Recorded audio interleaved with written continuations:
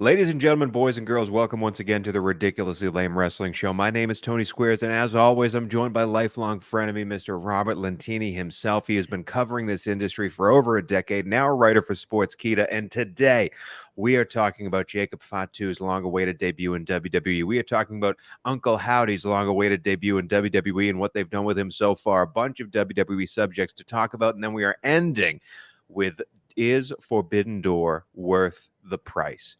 I don't know the answer to that, Bob. I don't know if you know the answer to that, Bob, but we're going to tell you after we go through the match card, makes our predictions, and is this worth $49.99 on a random Sunday in June? I don't know, buddy, but let's first, before we get to Forbidden Door and bashing on AEW, let's dive right in to the WWE topics, and how could we not start with our curtain jerker of the week? It's the Wyatt Six and what they've done so far. Chad Gable, not dead. Chad Gable, very much alive. Very much alive. And Uncle Howdy interviewed Bo Dallas to end, I believe it was SmackDown, in a really, really fascinating and fun interview that made me care a hell of a lot more about the characters. But Bob, you are the WWE fan. What are you thinking about the Wyatt Six so far? And I have a confession to make after you say it. All right. Well, first of all, I was, like I said last week, I was concerned that they wouldn't have a plan. Like my thing with Bray Wyatt was he's all, a bunch of theatrics, the Fiend character I love, but they never really had a plan. Well, they have a plan this time around. It seems with that Bo Dallas interview, just to touch on that first, I thought that was excellent. Yeah. Talking about Bray Wyatt's death and how it impacted him, how he wanted to, he worked his whole life to be in WWE with his brother, and it was taken away from him. I thought I didn't expect them to even mention Bray like that. I thought there would be just images and hints. I didn't expect them to go that deep into it right away like that, and that just changed my whole outlook on the faction. I'm all in now. There's just that one little thing. It's a tribute to Bray Wyatt, but there's also a story there, and now I care about Bo Dallas more than I ever have in his career. Just from that one promo. And also, Chad Gable's not dead. I thought he was shot in the head last Monday night. He apparently is fine. I don't understand this one. This one kind of does bother me. The guy's just bleeding, a wound in his head. A week later, he's winning a triple threat match. I don't understand that. But he beat, I forget who he beat, but he's qualified for the men's Money in the Bank. He's not going to win the world title, I don't think.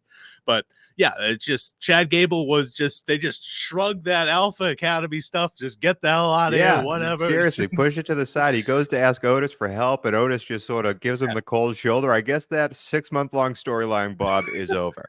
That's really, really disappointing. But at least I don't know what they're going to do with him in the Wyatt Six. I don't understand why he was the one attacked. There's so many people on that roster. So many people. And he's a heel. So am I supposed to feel sympathy for him? I don't understand Chad Gable. Maybe it will make sense in a few weeks, but the Wyatt Six so far, I am very into it. Pretty much solely because of that Bo Dallas interview. I thought that accomplished a lot. I am very much into it as well. I like what I said last week was I didn't want these guys to wrestle and only be in masks all the time. And the fact that we saw Bo Dallas makes me hopeful that we might see wrestler Bo Dallas and maybe wrestler Uncle Howdy, and maybe there's two of them. I don't know.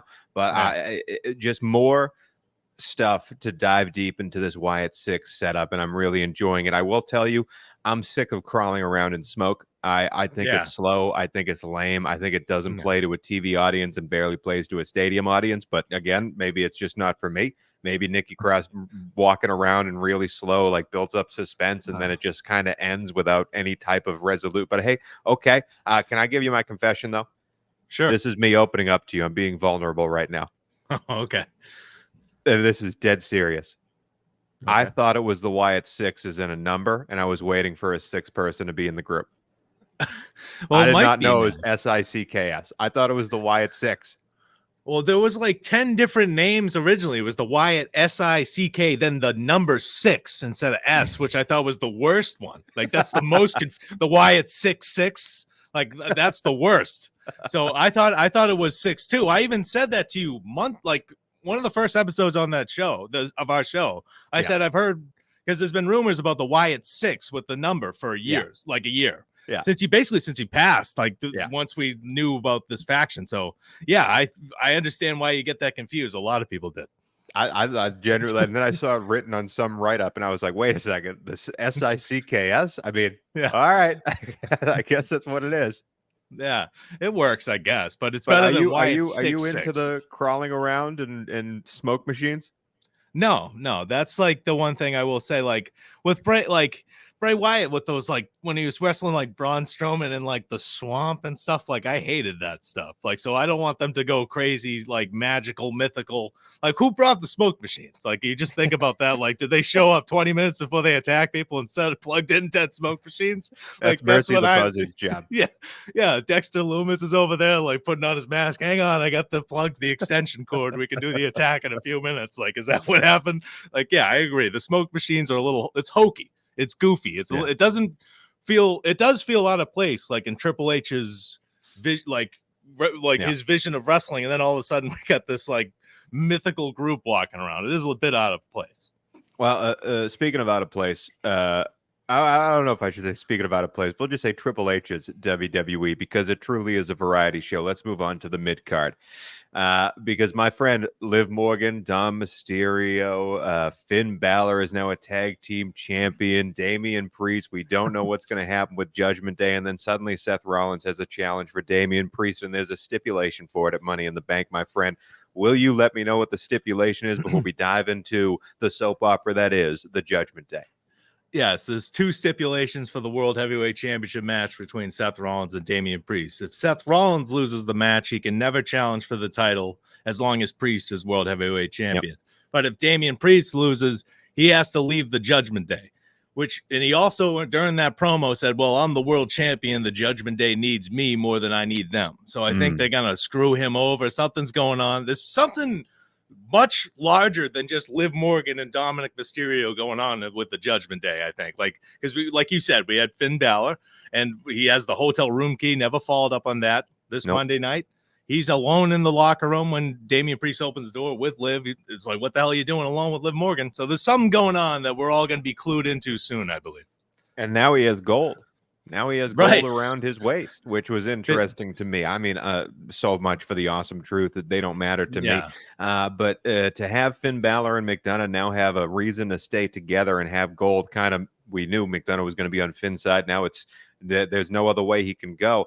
Does this split happen at Money in the Bank? Do you think we finally see the breakup?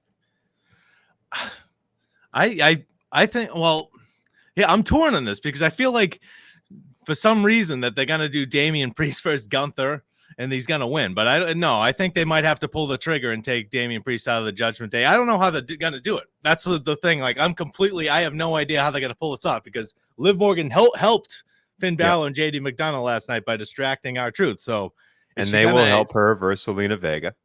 Yeah. Is Liv Morgan going to show up during Damian Priest match, like, and distract him? Like with it, or is Finn Balor going to screw him over? There's a lot of ways to go with this. I have no idea, but I feel like Damian Priest saying that line, like, I don't need the Judgment Day, they need me. That was a hint that something fishy's going to happen. He's going to get screwed over. I think it's 1,000% the hint. And I think Damian Priest losing, he has to leave Judgment Day. I think that's the easiest way for this to finish. I hate the idea that if Seth loses, that you'll never challenge for the belt with Damian Priest. Like, there's so many like qualifications to that stipulation that it just doesn't make sense. But Damian Priest leaving the Judgment Day if he loses, and then having him lose at the hands of the Judgment Day, that the perfect way Bullet Club has to kick him out. I think that's what we're leading to here. And I mean, I want to see it. I think we've wanted to see it for a while. And where does Dom Mysterio fit into all of this? Like, I think he will be sort of, Liv Morgan on one side, the Judgment Day and Rhea Ripley, whether she returns soon or not on the other, like pulling him both ways. Like, what side of this new feud is he on? I think that's the storyline we're heading towards, and I would be entertained by that. Yeah, me too. I'm really I don't know. We still have no idea if Dominik Mysterio is into Liv Morgan or if he's just petrified every time she shows up. We have no idea. Chicken nuggets. That was beautiful. And anything for you. And he's retweeting it for whatever that means. On social media, he's having fun with it. But yeah, I just love the storyline. It's all just building towards Rhea Ripley's return. And of course, Liv Morgan defeating Zelina Vega this Monday night on Raw. She's not newly married. Rhea Ripley. Congratulations, by the way. Let's move on to the other mid-card match of the week, and it's your boy CM Punk beaten to a bloody pulp at the hands of Drew McIntyre. Listen, again, we've complimented production over and over again, the new era of WWE production, and I thought the garage door slowly going up and seeing CM Punk's dead body and Drew McIntyre standing over it before he drags him in front of the Chicago crowd was excellent. But you wanted to talk about what Drew McIntyre said off WWE television. Yeah, I want to talk about the whole thing. We'll talk about what he said after he brutally attacked him and CM Punk was taken away in an ambulance. He uploads a video yesterday on social media calling Punk Satan, and he said, Phil is my bitch, and he's still wearing the bracelet with AJ Lee and Larry the Dog's name on it. So I don't know, now I'm like, wait a minute, is AJ Lee going to return too? Now my head's going in a million different directions with the storyline. Why do I keep referencing AJ Lee? But that whole night, because it was CM Punk, like Drew McIntyre pretended to quit. CM Punk thought he had, the night to himself. That was weird. Can we talk about that? I'll let you keep going. Yeah. But I want to circle back to the quitting. Keep going. Oh, yeah, I understand. It was kind of, but yeah, he tricked him, I guess, somehow. But that whole promo segment I thought was brilliant with Paul Heyman. Whenever I can talk about Paul Heyman for half a second, I will. Him getting emotional whenever there's a "We Want Roman" chant, him just holding back tears 90% of that promo is just so funny to me. Like the guy he just got inducted into the Hall of Fame. I feel like he just still somehow doesn't get enough credit. He's just great. But yeah, the rivalry between Drew McIntyre and CM Punk has been the best rivalry in wrestling to me. And they haven't even wrestled a match yet. Nope. It's so unbelievably personal and ridiculous, and I can't wait to see how Punk responds. Is he going to cost McIntyre in his Money in the Bank qualifying match on Monday? McIntyre qualifiers? Yeah. How awesome is that Money in the Bank triple threat? Who are the contenders in that again? Dragunov, Sheamus, and McIntyre. That's a hell of a match. Sign me up. Sign me up. Awesome. I would pay more money for that than any match in Forbidden Door we're about to talk about. Like, that's an awesome match. And yeah, I think AJ Lee somehow factors into this. I don't think we see her till something at SummerSlam, but that's an easy way for CM Punk to get this win and keep Drew McIntyre strong. It's the AJ Lee to somehow factor into this because they're referencing her too much for it not to happen. And again, at this point, maybe CM Punk can't wrestle and it's AJ Lee versus Drew McIntyre at SummerSlam. We don't know. But I've been entertained by this for how much I despise CM Punk, and I know you've loved it too, man. Again, he is carrying these feuds forward over and over again, Drew McIntyre, every single week. And in social media, it's been wonderful.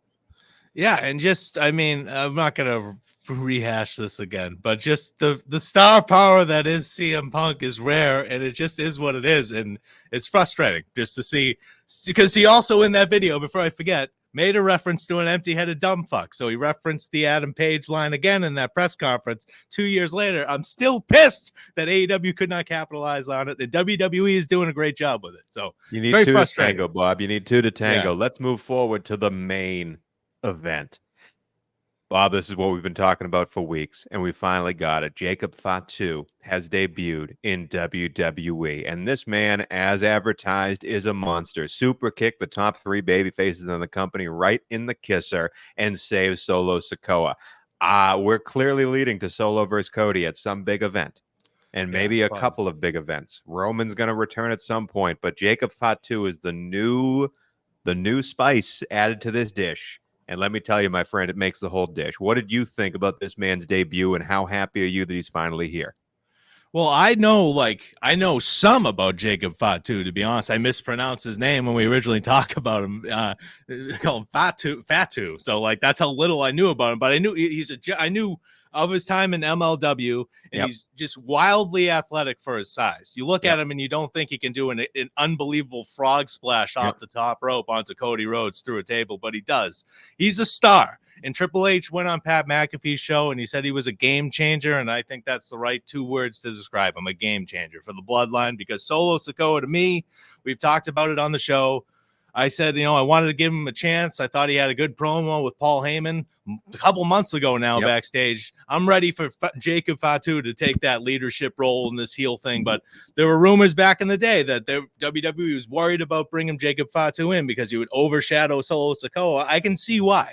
And I've only seen him once in WWE. He's very impressive. He looked insane. Like his face, he was in that character. He was like a madman. I'm going to kill Cody Rhodes. He completely bought into his character, and that's hard to find. Just the facial. Yeah, go ahead.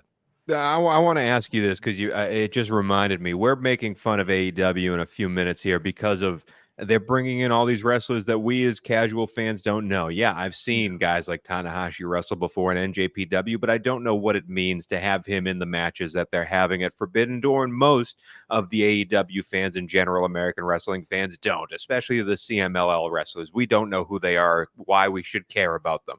And that's why you see the ratings plummeting for AEW and why this Forbidden Door pay-per-view, the buy rates are going to be terrible, even with some of the great matches that they have on there. But with WWE, we've had now Tama Tonga, Tonga Loa, and now Jacob Fatu debut to be a part of this bloodline gimmick. And you can say the same thing, that WWE, we don't know who these guys are. Why do we care? Yeah, they look dangerous. They look, cool. They're with Solo Sikoa. But if I don't really care about Solo, why do I care about these three other guys? However, the impact of Jacob Fatu to me mattered a million times more than Tongaloa and Tama Tonga. But to you, as a guy who might not know these men as well, in your new WWE pot, how do you feel like they've been presented and sort of explained to the casual viewer? Well, Tama Tonga has been bizarre. He's been, I don't know if you saw that clip of him making like weird noises like during a promo. He was like, just like angry. He didn't know what he was like. Tama Tonga has been the weirdest presentation of all of them. Jacob Fatu makes a world of difference because he just looks the part. He looks like a badass, and he looks, again, he looked legit like his mind was gone during that segment. Like he was losing his mind. So he's much more serious. And I've heard that he's a tremendous promo. We haven't heard that yet on WWE, but I'm looking forward to that because Solo Sikoa is not. Just so no offense to Solo Sikoa, he's just not a great promo guy. He's okay. He's not terrible, but they need a leader for this. If they're going to be going up against Roman Reigns, whenever he returns, if he's going to be a baby face and trying to take over the bloodline again, whatever they're going to do with it, they needed Jacob Fatu because he just makes them legitimate. It makes the whole thing work. What do you think is going to happen in the future here with Solo versus Cody? When does it happen, and what do we see? I'm guessing SummerSlam, and I'm guessing Roman Reigns returns then. But I don't know. They're not going to take that. Solo Sikoa is never defeating Cody Rhodes for the title, obviously. So but I'm guessing maybe the new version of the bloodline attacks Cody Rhodes after the match at SummerSlam and Roman Reigns makes the save, something crazy like that. But we'll see. But I'm guessing they're going to hold off on this until SummerSlam because they're doing these like 5-match cards on the smaller shows. So I'm guessing Money in the Bank, they're going to have the 2 ladder matches and then 3 single matches. And I don't think they need to have there'd be quite a rush to get Solo Sikoa and Cody Rhodes on there now, but I guess they might have to. Looking at the card, Cody Rhodes isn't on the card yet. We'll see. No, maybe he'll face AJ Styles again, but that is it. Yeah, another I Quit match. That is it for the main event, and that is it for our WWE coverage for the week. It is time now to talk about AEW. Speaking about 5-match cards, there's 11 matches at AEW Forbidden Door. One of them is scheduled for the pre-show, so we won't be talking about that, but there are at least 10 matches that you will be asked to pay $49.99 for. And our question today is, we did this with the last pay-per-view, and I thought it was a very good way to preview it. We're going to give each of these matches a money value, a monetary value, and tell you how much we would pay for this match if we were trading tapes. If we were saying, hey, I got this tape of X versus Y, you got to see it. All it costs is $1, $5, $10, $20, or I'm not going to pay a goddamn thing for it. And at the end, will it add up to the price tag of Forbidden Door? Will it be less than the price tag? Will it be more than the price tag? Are we getting a value at AEW Forbidden Door? And I got a feeling I know where Bob's going. And I truly don't know. I have not really dove into this card. I know what the matches are and the builds are and the feuds are, but I have not gone through this exercise yet to say whether I'm going to buy it on Sunday. I may just watch the clips on Twitter. I don't know. We'll tell you in a second. But let's dive in to Forbidden Door. Before we get there, Bob, I'm not going to ask you to pronounce any names. But how do you feel about heading into this? Are you excited for Forbidden Door? Is there anything that, in the back of your mind goes, oh, this will be a fun Sunday? Or are you already looking forward to like yard work? Yeah, I'm already looking forward to yard work. But here's what I'll say. I've never felt worse about AEW than I do right now. But that's how I'll leave that up. So I will be giving my honest opinion on every single match. There's a couple that I'm actually kind of, not looking forward to, but they don't bother me when I look at them. Put it that way. Okay. Okay. That's a great way to start. Let's start off with a match everyone's waiting for. The Learning Tree, Chris Jericho, Big Bill, and now Jeff Cobb. versus Samoa Joe, Hook, and Shibata.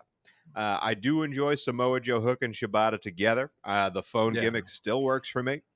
I don't know why. I mean, we know why they're facing the learning tree. Chris Jericho has in his contract, must be on every pay-per-view he is healthy for. So I know why he's there.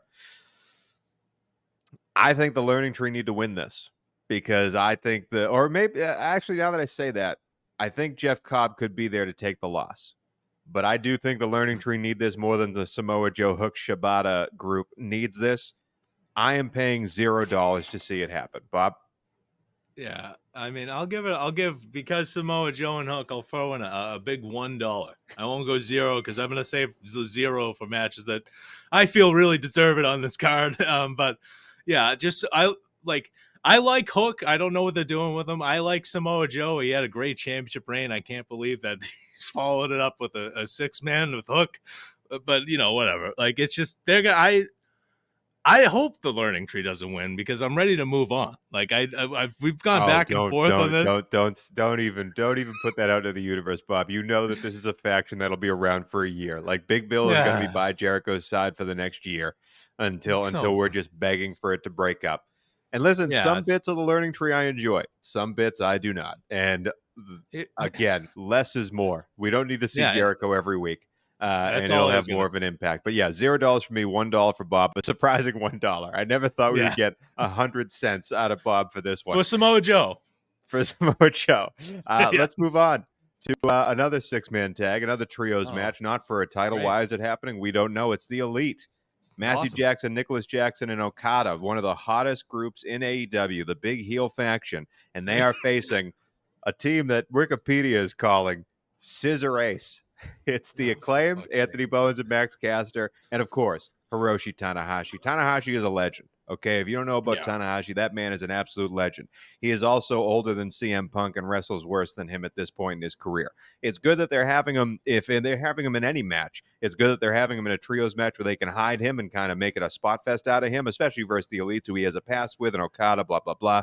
That all tells a story if you know your NJPW. If you don't, you have no idea why he's there. Every time you've seen him on AEW television, he's looked like The Undertaker versus Goldberg in Saudi Arabia. But yet we're putting him in this spot with Scissor Ace, with the Acclaimed, another team that I could not care less about, mostly because of Max Caster. I hate this match, but because we have Okada in it, I'm giving it $1.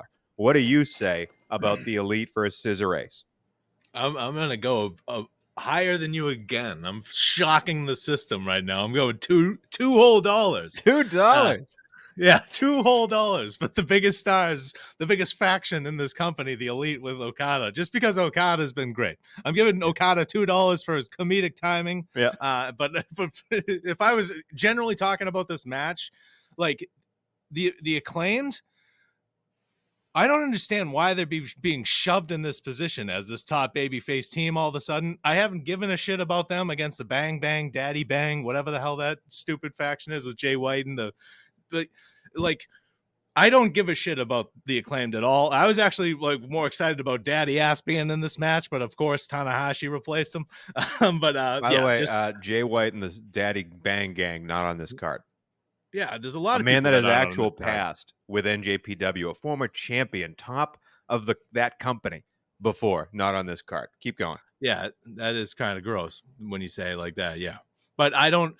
$2 just because of some of the names here I care about. I used to care about the Acclaimed, and I feel bad giving everything $1 and $0. So I'm going to give this $2, and I don't care who wins, but I'd have the Elite win. Might as well, because they have to do the blood and guts match. They might as well. They just won at Double or Nothing. Give them another win here. The Elite have to win. How is this not Penta and Phoenix instead of the Acclaimed? It would mean so much more. But yet they're fumbling that bag too. The next match. Your boy, this is again, God, I hate going through this card. This is an Owen Hart tournament first entry match, quarterfinal, whatever, for a tournament final that will end weeks from now. And yet we're having one of the matches not on what's it called? Dynamite or Collision, not on, cable television, but rather a pay-per-view spot when there hasn't been a build other than this is a tournament match for something. Pay-per-views are meant to end stories. Pay-per-views are meant to be the period on feuds. Pay-per-views are meant to mean something, and yet this is a fucking quarterfinal match in a throwaway tournament that no one if you attend this pay-per-view, the finish of this tournament you will never know about because it won't happen that evening. This makes no sense to put this stipulation here, and yet it's a way to get Bryan Danielson on the card against a guy that I really like, Shingo Takagi. But again, who the fuck cares, Bob? I am giving this $1 for Bryan Danielson alone. No, $2 because I like Takagi too. Why is this happening? Do you care? I just don't care. And that's the whole problem with all of these matches. You could ask me that on all of these matches. And I'd just be like, no, I really don't. I care about the Owen Hart tournament, but I know Shingo, like, he's not winning. He's not competing in the next 3 rounds of the tournament. So we already know the winner of the match before it starts is Bryan Danielson. And I'm not going to get into this now, but I've been so disappointed. Like, Danielson's had some great epic matches in AEW, but I've just his whole run has just really frustrated me. He's like 0-8 in title matches and shit. Like just whatever. Give him this win. I'll give it $1. I'll give it $1 for Danielson. You got the $2. I'll drop down to 1. All right, there we go. Great job, Tony. So another match. Go ahead. This is just a singles match. Your boy MJF has returned. Had a weird segment with Daniel Garcia. I'm happy with that segment though. If they're trying to build people in their own company, hey, long time coming. Good for Daniel Garcia. Don't know why it happened then or now, but it happened. Daniel Garcia, not in this match or on this card, by the way. Or is he in this card? I don't know anymore. MJF versus a man they call Hechicero. I'm definitely saying that incorrectly. But I have actually been impressed with this dude in the moments we've seen him in the wrestling ring in AEW. I think he's really cool. Why this match is happening?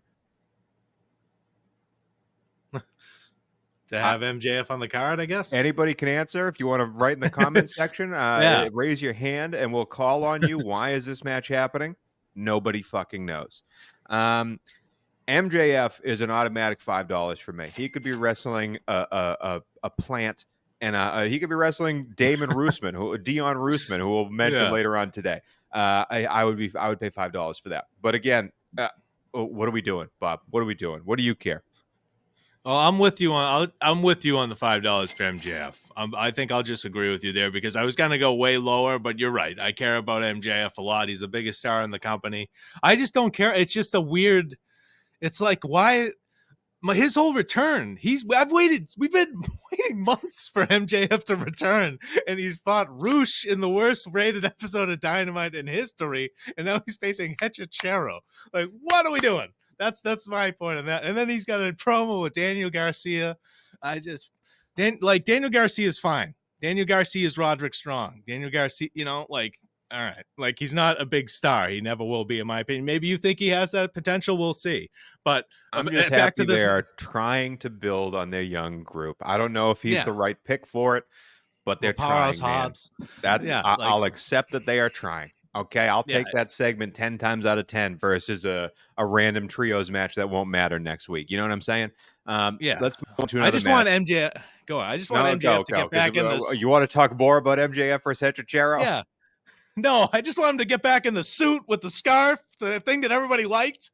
Like, what are we doing? But go ahead. He looks like a badass in the leather jacket. Speaking of badasses, Jon Moxley is the IWGP World Heavyweight Champion. He is facing Naito for it. This has been really the only feud built over the past few weeks. I love Naito, the wrestler. Jon Moxley is a very cool human being, always. This match is going to be fun, man. I want to hear your dollar value for this, too, as a man who's sort of separated from that world of NJPW. Well, I know of Naito, so I'll go 5. I'll give this one 5. This is one of the bigger matches to me, and I don't even know if it's considered to be. I guess it might be one of the main events. We'll see. But I'm interested in it. I'm over the Blackpool Combat Club. I've made that clear that I'm ready for that group to be done. But this should be a fun match, and I'll give it $5 just because of the people involved. Nothing really else to say. How do you feel about this match? Are you looking forward to it? I would absolutely seek this match out. Like if it was online or whatever, like, hey, they fought at, like Sunset Eclipse in Japan last night. Like you got to go see it. I Yeah. would go see it because I think these two are awesome. Still only paying $3 for it. Okay. Don't really care. Like I don't care who wins this or who comes away with the belt at the end of this, but I know it'll be entertaining. I know it'll be 20 minutes of action and I will be entertained by it, but it's not something that would make me say, oh, I got to watch Forbidden Door tonight. Speaking of something that I don't care about at all, Orange Cassidy versus Zack Sabre Jr. Both of these guys are excellent wrestlers. $0 for me, $0 for Yeah. you. Yeah. Great. Yeah, That's all we need to absolutely. talk about. Let's move on to the next one. Thanks, Okay. Tony Khan. Mercedes Moné versus Stephanie Vacour for winner take all, the AEW TBS Championship, as well as the NJPW Strong Women's Championship. I believe that's a championship Mercedes Moné held before she got injured. Winner take all for this championship. Moné wins. I'm paying $0. Yeah, I'll go $1 for Monet. You're gonna go $1 for Mercedes Moné? Yeah, just $1. Just out of support. just to show my support. I could care less about this match. I don't care about she went to CMLL or whatever, and like they did a poor job of getting me invested in these matches on this build. I'll just to make that clear. Yeah, and I don't have much to say because there is not much to say because the build is sucked and it's reflected in the ratings. But $1 for Mercedes Moné, still holding out hope that she was that star that Tony Khan thought she was when he gave her bajillion dollars. Hopefully she makes a difference soon, but I don't think it's her fault. I just think it's the position she's been put in. So $1, just please be a decent match and let's move on. Let's move on, as you would say. All right, Bob, just did the math here. So we are 3 matches left on this card. Bob, you are paying $15. I'm paying $11. Okay. Wow, I can't believe 3 I'm paying matches more to get than to you. $49.99. How am I paying more than you? How am I paying more than you? How did that happen? That's a mistake. We have to rectify that now. Go ahead. Timeless Tony Storm is the AEW Women's World Champion. Mariah May will be at ringside because she is torn between Tony Storm and Mina Shirakawa, who is a rocket, I have to say. Yeah. And it's going to be fun to watch these two wrestle. It's going to be a very comedic wrestling match. I truly don't know who's going to come out the victor here. I do think they could keep Shirakawa around because of the Mariah May connection. And Mariah May, we all know, will eventually turn on Tony Storm. And this is kind of hinted at that. I have enjoyed my time building this match. I don't believe, even though I love Tony Storm, I don't believe these guys are going to produce in the ring. I think that's going to be a very comedy, frou-frou piece of shit shenanigans match. So I'm not excited for the actual match. I will give it $5 for the build. I have enjoyed the build here because I love Tony Storm and the story that they're telling. What do you care? I'll give it $3. I'll just $3. I'll just get that out of the way. I like Tony Storm. Mina Shirakawa is fine. The Mariah May stuff's interesting, but Tony Khan had made the most asinine comment in the world the other day, saying that AEW has the best women's wrestling on the planet. They've never had a match longer than 20 minutes. So you can kiss my ass with that comment. $3 for this. Did you see that comment? They have the best women's wrestling on the planet. What an ass. I did. Oh my God. I did. Give me a break. Jesus. But yeah, $3. I like Tony Storm so much. Just this. I'm going to rant about it. We don't need to do that. Just this pay-per-view, man. They could just delete this from the calendar. Holy shit. A ladder match for the AEW TNT Championship. Vacant TNT Championship after Adam Copeland fell from a high place, broke his leg. We're putting it back up top, and you got to go climb and grab it now. Don't think that's missed on what the storytelling is there. A lot of fun players in this match. We got Takeshita, we got Mark Briscoe, we got Jack Perry, we got Dante Martin, Leo Rush, and El Phantasmo. Is he Leo Rush or is he Leo Rush? I don't know. I think he's just Leo Rush. There are 2 people who could win this. And who was the last guy? El Phantasmo. El Phantasmo. You don't know. Okay. You don't know the backwork, the logs of El Phantasmo. The card I was looking at just had question marks, so I thought they didn't fill that in. You can keep it at a question mark, Bob. Okay. There's only 2 people who can win this match, unless you think Mark Briscoe's an underdog here. It's Jack Perry or Takeshita, and I think they put it on Jack Perry. I do not think they have enough intrigue here. for like who's going to win. You know what I mean? For me to really pay a lot for this match. However, 6-man ladder matches for a belt are always entertaining. And some of these guys are really cool. Dante Martin is going to do crazy ass things in this match. Yeah. So I am excited to watch it. I don't know if there's a real sturdy dude other than Takeshita in this match. So I don't know how many bases you're going to have for the high flyers, so to speak. You got to have 2 to tango. Yeah. I will say, excited to see what happens. I'm paying $5. Bob, I lied to you. That was a sharp edit for you because I yelled so much at the computer it froze. I'm not paying $5 for it. I'm paying $3 for it because the automatic champion of Jack Perry is too obvious for me to pay anything more for that. What do you care?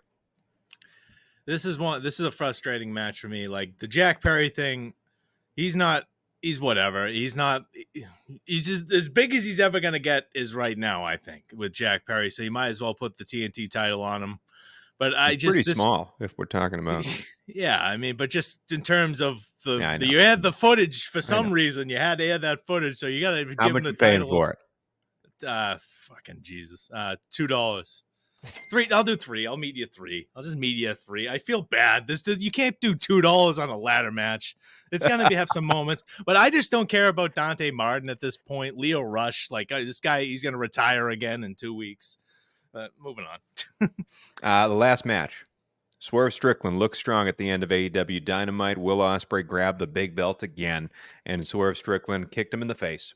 And now we have Swerve versus Will Ospreay. Ospreay's already making championship challenges to Daniel Garcia. We're already looking at Ospreay versus MJF in the future because they're having interaction. Swerve Strickland really being walked over as the champion on television and then looking strong at the end. So they are facing each other for the AEW World Championship belt, not for the belt Ospreay is holding, just for one of the belts. So Ospreay could be a 2-man belt holder at the end of this. I don't know how they finish this, but I have to say if Ospreay wins, they really screwed Swerve over. They really swerved Swerve because this title reign has been kind of lame.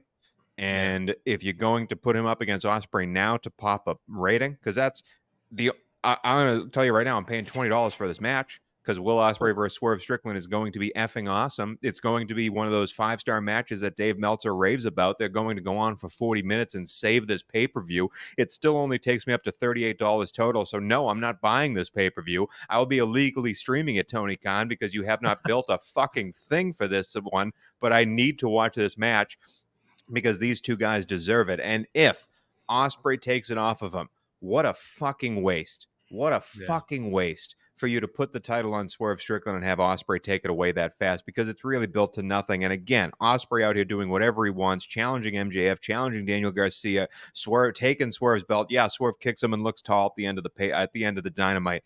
But we all know how that works.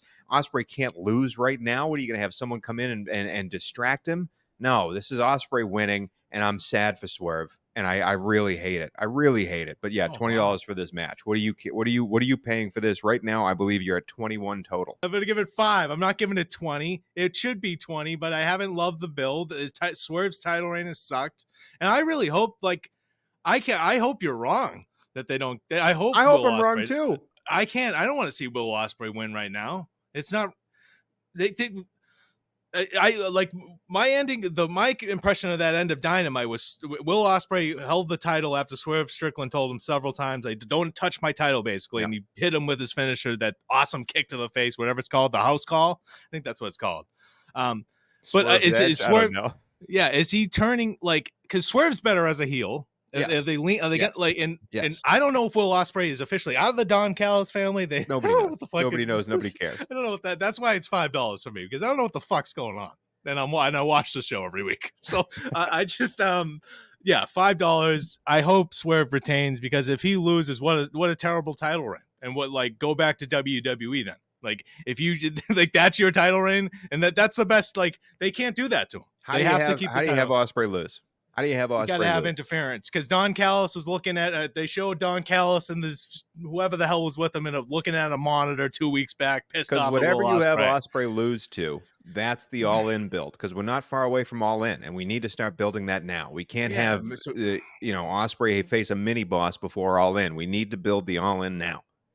Well, then have Swerve Strickland versus like MJF at All In, and then have Ospreay versus. That's what I'm saying. Ospreay stared down MJF already. Ospreay's doing all the things Swerve should be doing. They're building Ospreay, and I understand you should build Ospreay, but not at the sake of Swerve. You can build both of these guys at the same fucking time, Tony Khan. Jesus Christ. I didn't like the decision to give Ospreay the international title so soon. That's not even up for grabs right now. He doesn't even, he never defends it. It's never up for grabs. It's a prop. Why does he have it? Because Tony thinks his title. Because Tony Khan thinks you put a title on somebody, it makes them look better or something, but it's too early. Some baby faces, we want to be on the chase with them, Tony. We want to have them go through hardships. You want to get like them. You want to like, oh my God, he's going to do it this time. Holy, screw them. Like you get pissed that he got screwed over. I'm hoping Swerve Strickland. Sammy versus Neville. Yeah. Yeah. The Swerve Strickland turns heel somehow, like in a major way, and retains. That's what I'm hoping. But I'm giving it $5 just for the build. It should be a $20 match, like you're saying, because these guys are the two of the best wrestlers on the planet. Yeah. It's just this build has been just botched the entire way to me. Even with a $20 match, I came up to $38. Bob has $26 for a $49.99 pay-per-view. Cannot recommend it, fans. Cannot recommend you buy this one. Can recommend you trying to find a way to circumvent the odds and watch it on your own. Maybe someone on Twitch is streaming it. Maybe Dr. Disrespect. He has nothing better to do right now. Oh, fuck that guy. Yeah, fuck that guy indeed. Let's move on to the gimmicks of the week. All right. Very quickly, Bob, we have a few here. We've gone long on this show. Social Superstar of the Week. My man, we have somebody out there that still films his television screen. Yeah, just quickly on this. Bronson Reed was talking about getting power slammed outside the ring. Me the next day filmed a video of his television with a cell phone of Abe Vigoda in Good Burger saying my ass hurt. Just such a random tweet, 30 retweets. Nobody interacted. It's just like, what the fuck? Just a WWE superstar with it looked like he had like a Motorola Razr. The video quality is terrible. But aside from that, there was also one more social superstar I want to mention here. Dijak. His WWE contract is ending tomorrow. He tweeted it out. He was drafted to Raw. They gave him the video of him putting on the Raw hat, and he never had a freaking match on the main roster. I feel bad for Dijak. He's been in that company since like 2016. They did him dirty here. Hopefully AEW signs him. He's another guy who can't really cut a promo, but whatever. Yeah, he can wrestle. He can wrestle. Yeah, he can definitely wrestle. I think he's from like 20 minutes away from me too, but go ahead. 20 minutes away from us, you mean? Speaking of guys who can wrestle that get done dirty. Job of the week, 2 weeks in a row. Dion Roosman. The iceberg returns, Bob. Where was Dion Roosman this week? Well, he was, fresh off his loss to Roosh a couple weeks ago on Dynamite. He was now a security guard for Chad Gable, who was, still recovering from the attempted murder of the Wyatt Six. There, he was guarding him. Just really cool to see a guy go from 8. Yeah, that's awesome. Good for him. Get a paycheck. Get paid out there, Dion Roosman. I'm all about it. Let's move on. Get well soon of the week. Take this seriously. JR posted that he had to go to the ER. Old JR had to go to the ER with breathing problems. I haven't heard any update on this. I hope the man's okay.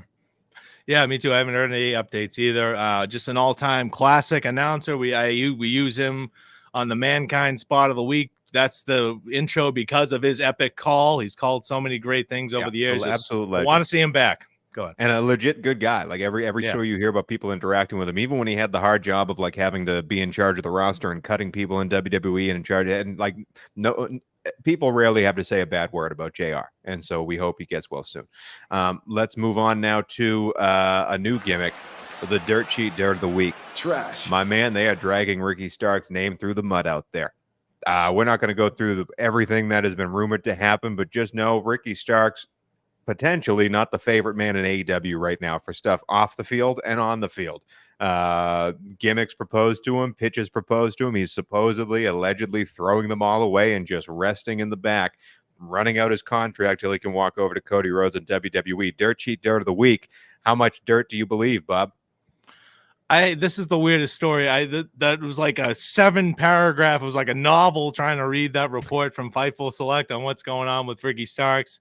He's one of the guys who's just been wildly disappointed with his run in AEW, and I hope he they either figure it out or he gets the hell out of there. Whatever's going on is frustrating. He's too talented to not be on this card, to not be on Dynamite or Collision every week. It's very annoying. That's but let us end with the headlines of the week. Bob, you do WWE, I do AEW. Bob, what's your WWE headline of the week? I don't have one. I'll just make one up again. Jacob Fatu should be the new leader of the Bloodline after he came back. He's much more charismatic than Solo Sikoa. I could tell that from 2 minutes. So that my headline is they have a main eventer in Jacob Fatu. That's the headline. They just got a massive star. It took you a while, but you got there in the end, my friend. My AEW headline is Forbidden Door didn't matter. It was a Saudi Arabia pay-per-view where nothing of substance happened. And that is it for the really ridiculously lame wrestling show. Before we leave, let's check in with my man debuting now in MLLW 7-2 this week in Ryback.